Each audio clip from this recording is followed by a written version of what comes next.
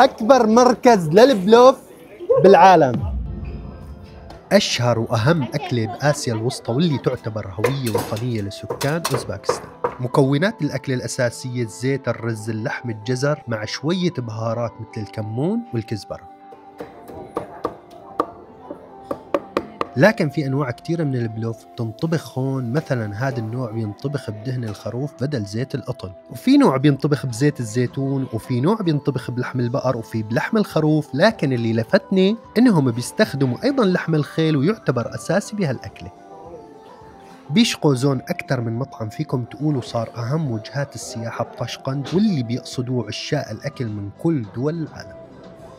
طبعا الأكلة الأساسية هي البلوف، لكن بتشوف غير الخبز الطازج في عندهم أكلة كتير طيبة ومميزة واللي بتشبه عنا السمبوسة أو السمبوسك، واسمها عندهم سمسة، واللي في منها لحم وفي منها خضار وجبن.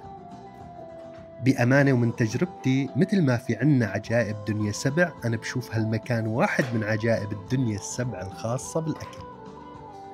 طبعا سعر الوجبة 54,000، بيضيف لك اكسترا بيض ولحم الخيل، بالإضافة طبعا للحم البقر. 54,000 تقريبا $4، حول $4. بسم الله الرحمن الرحيم. طبعا يا جماعة البلوف في منه أنواع، بزيت الزيتون مثل ما قلت لكم، وفي بدهن الخروف.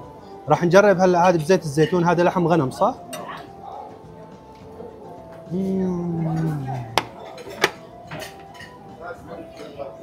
رهيب، واضحة فيه طعمة زيت الزيتون. هلا حنجرب اللي بالدهن، مطبوخ بالدهن.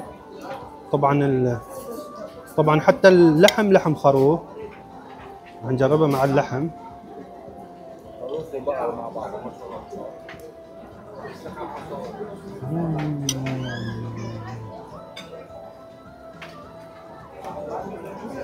رهيب رهيب رهيب.